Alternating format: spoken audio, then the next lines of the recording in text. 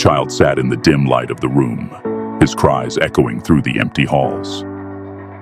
"I wish I was grown," he whispered, his voice trembling with the conviction of someone who didn't understand what they were asking for.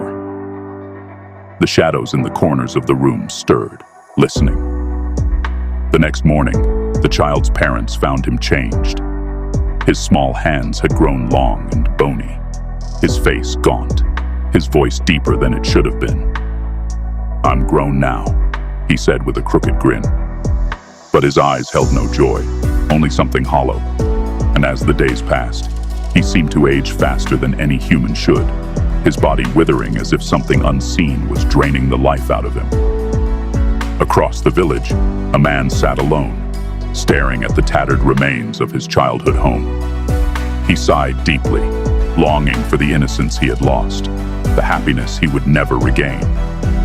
That night, he heard a soft laugh in the darkness, a sound like a child mocking him. He followed the sound into the woods, where he saw a figure crouched beneath a tree, a child, his own younger self, staring at him with wide, unblinking eyes.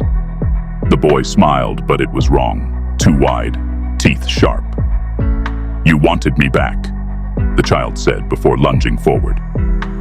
The man was never seen again, but the forest grew quieter, as if holding its breath. In the heart of the city, the poor man cursed his misfortune, his every breath a prayer to escape the chains of poverty. One evening, he found a bag of gold coins at his doorstep, shining brilliantly in the fading light. He laughed, overwhelmed with relief, and carried the bag inside. But as night fell, the gold began to weep, a dark, viscous liquid oozing from each coin, staining his hands and the floor. The liquid spread, crawling up the walls and dripping from the ceiling. By morning, the room was empty, except for the gold, now dull and lifeless, sitting in the center of the blackened floor.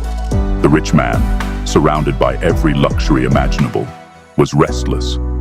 Happiness eluded him, no matter how far he traveled or how much he acquired.